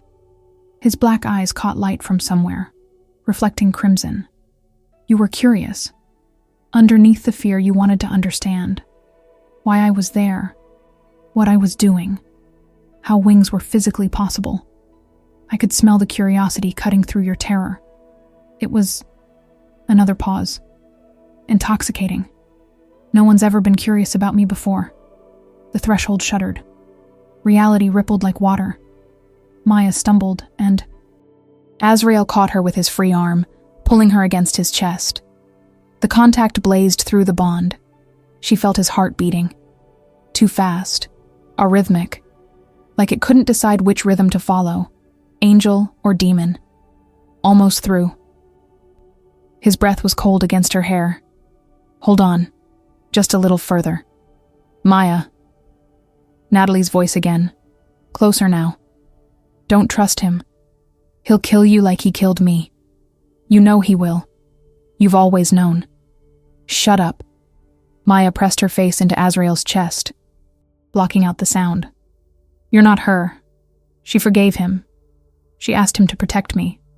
She wouldn't say those things. Unless she lied. The voice shifted. Became something else. Darker. Crueler. Unless forgiveness was survival tactic. Say what the killer wants to hear. Maybe he'll make it quick. Maybe he'll spare the sister. Except he didn't, did he? He's going to kill you too. Just taking his time. Savoring it. No. Azrael's voice was harsh. Ignore it. It's not her. It's the threshold. Feeding on doubt. On the parts of you that don't trust me. And you're right not to trust me. But the bond doesn't lie. What you feel through it is real. Everything else is manipulation. Maya focused on the connection. Felt his absolute conviction. His determination. His fear that he'd fail. That the enforcers would catch them. That she'd die because he couldn't protect her adequately. No deception there. No hidden agenda. Just raw, honest emotion that he couldn't fake through a mystical bond. I believe you. She said it quietly. Felt him go rigid with surprise. I don't forgive you. Don't like you. Don't understand why this bond is happening or what it means. But I believe you want to keep me alive. Even if it's just to honor a promise to a dead woman. It's not just that anymore. The confession was barely audible. It stopped being just about Natalie 3 days ago. Maybe sooner. I don't... He pulled her closer as the threshold buckled around them. I don't know how to separate the promise from the bond from what I actually feel. Everything's tangled. But when those enforcers pointed weapons at you, when they said you'd die, I didn't think about Natalie. I didn't think about promises. I just knew that you couldn't die. That the world couldn't exist without you in it. And that terrifies me more than heaven or hell combined. The threshold spat them out. 1 second Maya was suspended in nightmare dimension. The next she was on solid ground, grass beneath her knees, fresh, air in her lungs. Real air. Clean air. She gasped, drinking it in, while her vision slowly resolved into single coherent reality instead of fractured possibilities. They were in the middle of nowhere. Forest surrounded them, dense and dark. No city lights, no road noise. Just crickets and wind and the distant call of an owl. Overhead, stars blazed with impossible clarity. The kind of sky you only saw far from civilization. Where are we? Maya pushed herself upright, swayed. Azrael steadied her, his hands gentle on her arms. Montana, maybe Wyoming. The borders blur out here. He was looking around, wings manifesting again now that they were through the threshold. Still partially black. The angel side was fighting back, silver feathers emerging among the shadow. Safe house is 1/2 mile north. Can you walk or should I carry you? I can walk. Maya's legs disagreed, buckling immediately. Azrael caught her before she hit the ground. Carrying it is. He scooped her up with unsettling ease, cradled her against his chest like she weighed nothing. Threshold crossing is harder on humans. You'll be disoriented for hours, maybe days. Some never fully recover. Comforting. Maya's head lolled against his shoulder. Exhaustion crashed over her in waves. You could have mentioned that before dragging me through supernatural hell. Would you have preferred the 3-hour motorcycle ride with celestial checkpoints every 20 miles? His voice held dark humor. Because that was the alternative. This or capture. Choose your poison. This poison makes me want to sleep for a week. Her eyes were closing despite her best efforts. Don't let me sleep. Concussion protocol. Stay awake. Keep talking. You don't have a concussion. You have dimensional dissonance. Sleep is the treatment, not the danger. But he kept talking anyway, his voice a low rumble that vibrated through his chest into her. The safe house was built during a different era, 1850s, gold rush period. This area was teeming with prospectors, violence, desperation. Perfect cover for a Nephilim trying to disappear. I killed a man here, claim jumper who'd murdered 3 families. The Covenant sent me to execute him. But when I arrived, he paused. Maya forced her eyes open. What? He had a daughter, 8 years old, hidden in the mine. He was a monster, but he loved her. Kept her fed, protected. And when I killed him, she watched, saw everything. My wings, my eyes, all of it. His arms tightened. Around Maya. I should have eliminated her too. Witness protocol. But I couldn't. She looked at me the same way you did. Curious instead of afraid. Asked me if I was an angel. If I'd come to take her daddy to heaven. What did you tell her? Maya asked. I lied. His voice was hollow. Said yes. That her father would be safe now. That she'd be taken care of. Then I wiped her memory. Planted false recollections of strangers who'd killed him. Made sure she was found by prospectors heading to town.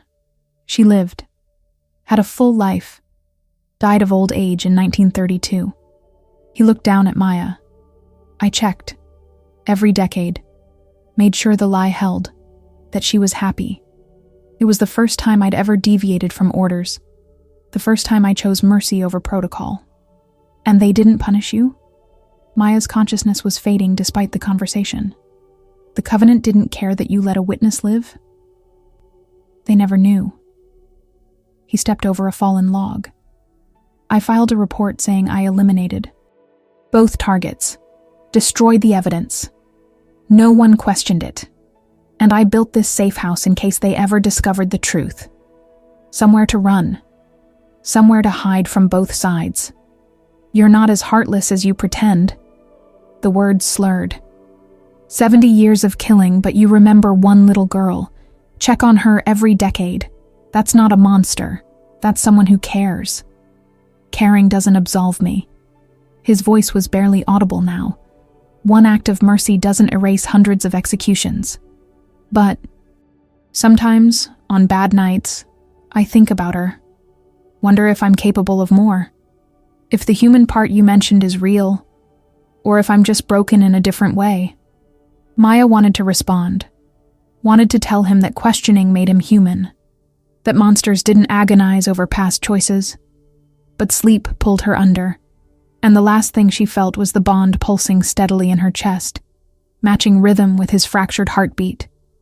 She woke to birdsong and sunlight filtering through old windows. The room was small, rustic. Log walls chinked with ancient mortar. A fireplace that looked original to the structure. Furniture that was sparse but functional. And Azrael, standing by the window, wings fully visible now. Silver and black in perfect balance. You're back to normal. Maya's voice was rough with sleep.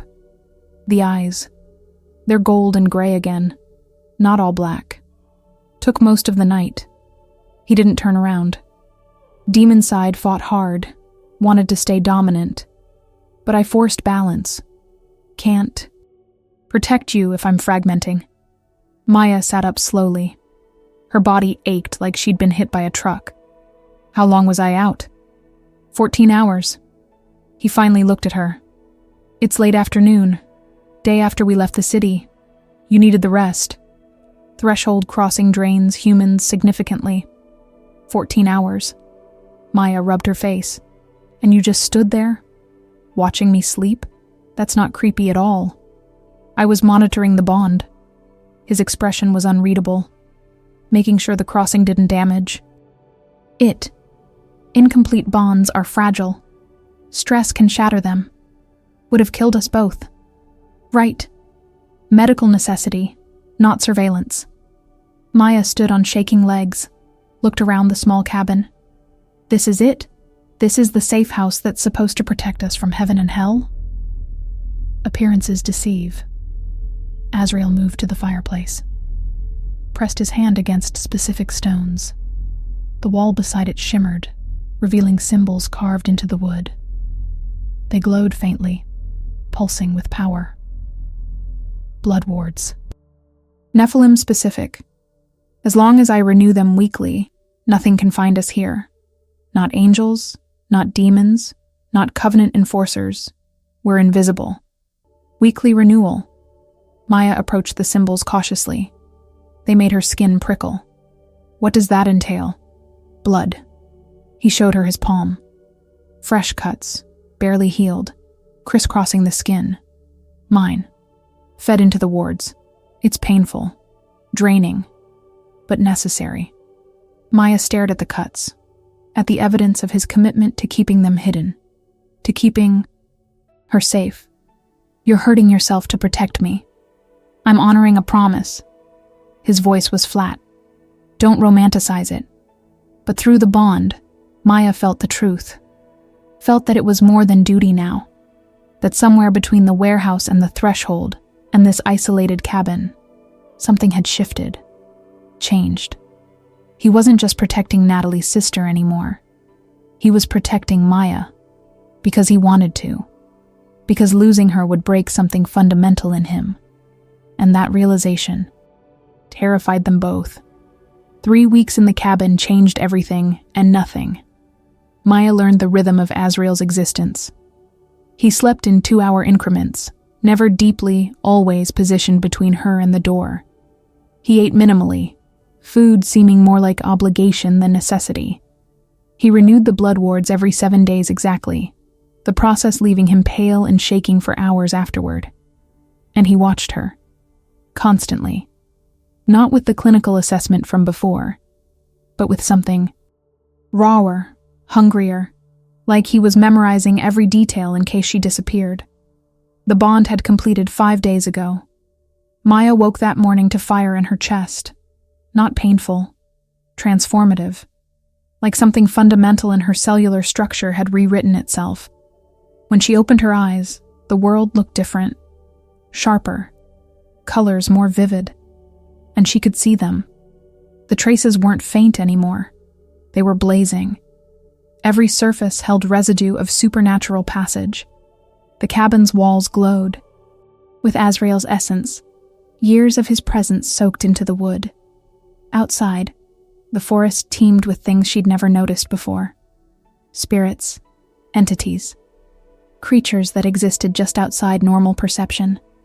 Azrael had been standing over her when awareness returned. It's done. The bond is complete. You're marked now. Changed. There's no going back. I know. Maya touched her chest. Felt the connection thrumming. No longer painful. Just present. Constant. Like a second heartbeat that wasn't. Quite hers. I can feel you. Not just emotions. Everything. Your exhaustion. The way your demon side is restless today. How your wings ache from staying manifested too long. And I feel you. His voice was strained. Your fear. Your grief. The way you still dream about Natalie every night. How you're terrified of what you're becoming but too stubborn to give up. He'd turned away. Overwhelming. I've never been connected to anyone like this. Never had someone inside my head. Inside my soul. Welcome to the nightmare. Maya had stood, testing her balance. Everything felt different. Stronger. More coordinated. How much of me is still human? Enough? He'd finally looked at her. The bond doesn't replace your humanity. It augments it. You're still you. Just more. You'll age slower now. Heal faster. See what I see. But your core, your consciousness, that's unchanged. Except it was changed. Maya knew it. Felt it. The girl who'd photographed death for a living, who'd hidden from life after losing her sister, that person was gone. Burned away by supernatural fire and rebuilt into something else. Now, 3 weeks into this new existence, Maya stood in the cabin's small kitchen, watching Azrael sharpen a blade he'd retrieved from somewhere. His movements were methodical, precise. The knife's edge caught firelight, throwing shadows across walls covered in protective symbols. We can't stay here forever. She said what they'd both been avoiding. Eventually, someone will find us. Or we'll run out of supplies. Or you'll get tired of bleeding yourself weekly to maintain wards. I know. He didn't stop sharpening. The rhythmic scrape of metal on stone was almost meditative. But out there, you're a target. Here, you're safe. That's all that matters. Safe isn't living. Maya moved closer. The bond pulled taut between them, always wanting proximity. Natalie asked you to make sure I lived. Really lived. Hiding in a cabin in the woods forever isn't living. It's just slower dying. His hand stilled. What do you want me to say? That there's a solution? There isn't. The Covenant won't stop hunting. The bond mark on you broadcasts your existence to anyone who can sense it. And I'm a rogue Nephilim who slaughtered 5 enforcers. We're both condemned. Then let's be condemned together. The words surprised her. But once spoken, Maya knew they were true. Stop trying to protect me from the consequences. Stop shouldering everything alone. We're bonded. That means we face this as a unit, not you sacrificing for me out of guilt. It's not just guilt anymore. He set the knife down carefully, turned to face her fully. You know it's not. You feel what I feel. How the bond changed things. How you're not just Natalie's sister or a promise I have to keep. You're... He stopped, swallowed hard. You're you, Maya. And the thought of losing you tears me apart in ways I don't have words for. Maya's breath caught. They danced around this for weeks. The growing intensity. The way they gravitated toward each other. How his hand would find hers without thinking. How she'd wake from nightmares and find comfort in his presence instead of fear. Say it. Whatever you're afraid to say, just say it. I love you. The confession was raw, broken.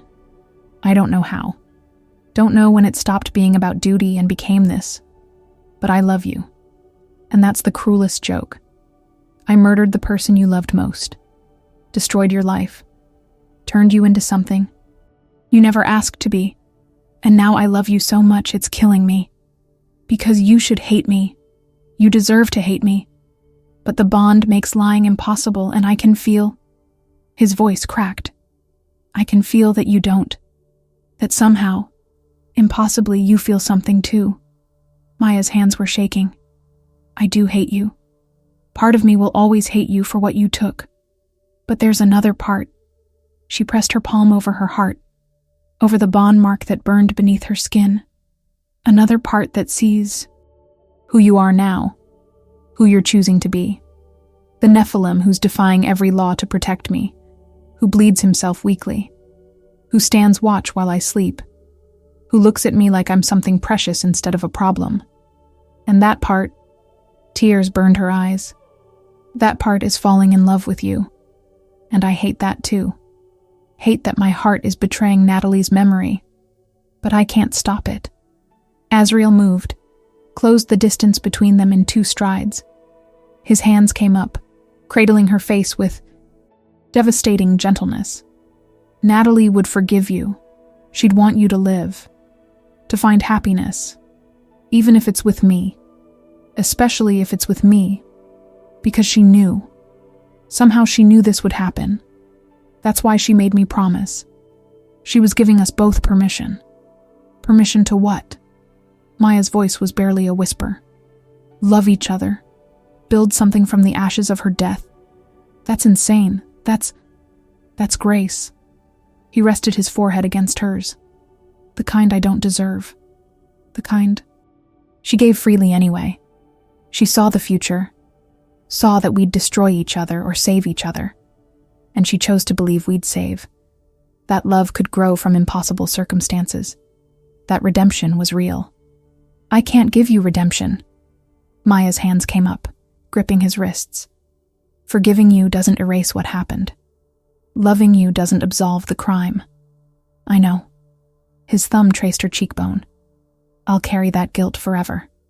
Every time I look at you, I'll see her. Remember what I took. But maybe... His amber eye brightened. Maybe we honor her memory by living. By choosing each other despite everything.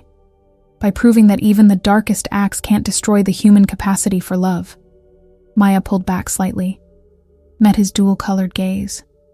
If we do this, if we choose this, there's no going back. We're admitting the bond is more than survival mechanism. We're making it real, permanent. Are you ready for that?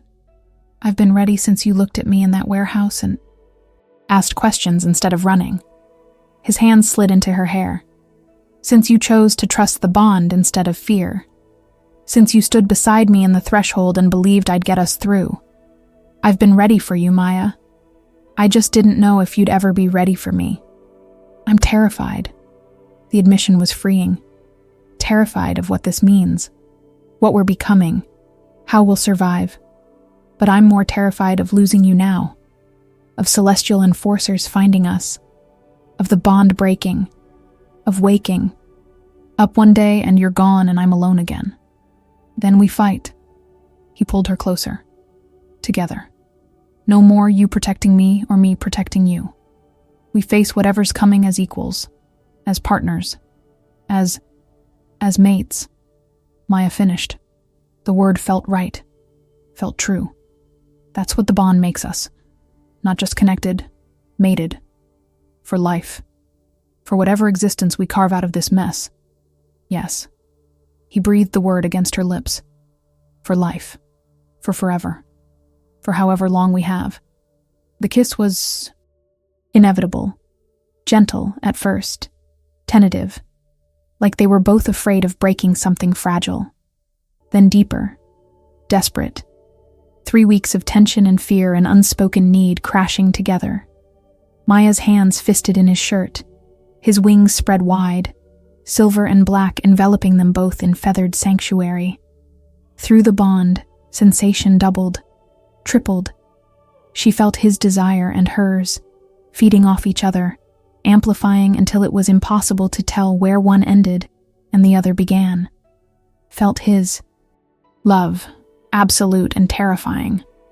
Felt her own answering it, despite every reason it shouldn't exist.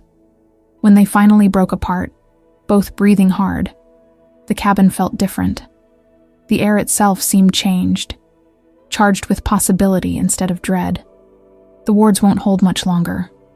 Azrael's voice was rough. I can feel them weakening. Covenant enforcers are getting closer. We have maybe a week before they breach the protections. Then we run, Maya said simply. Find another safe house. Keep moving. Stay ahead of them. That's not living, that's existing.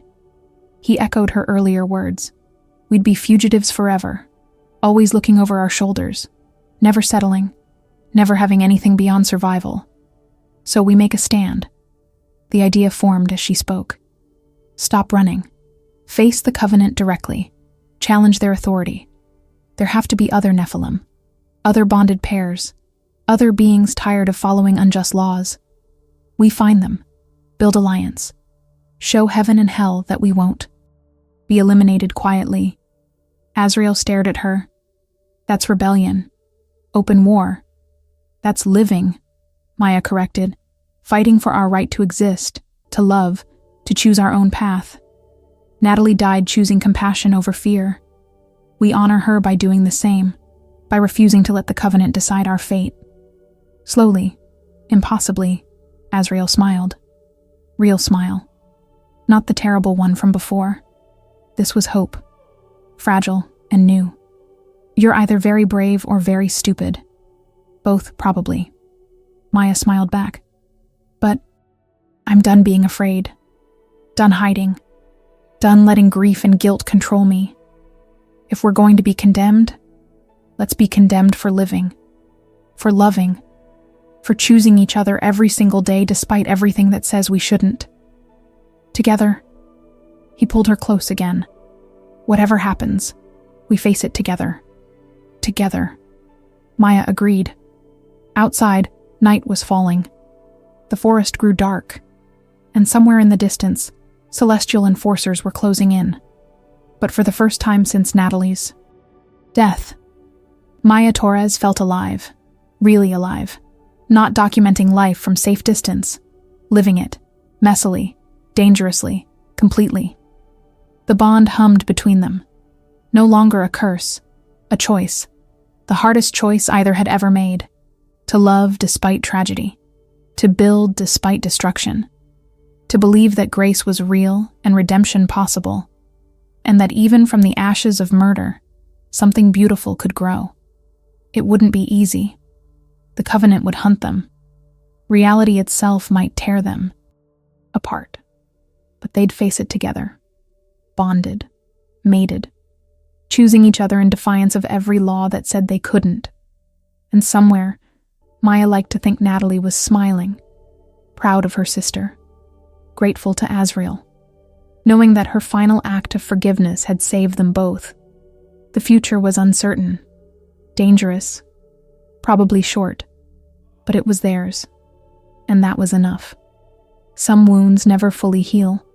Some losses carve holes in our souls that nothing can fill. Maya Torres learned this the hard way when her sister died, and learned it again when she discovered the truth behind that death. But here's what makes this story devastating and beautiful in equal measure. She chose to live anyway. Not despite the pain, but through it.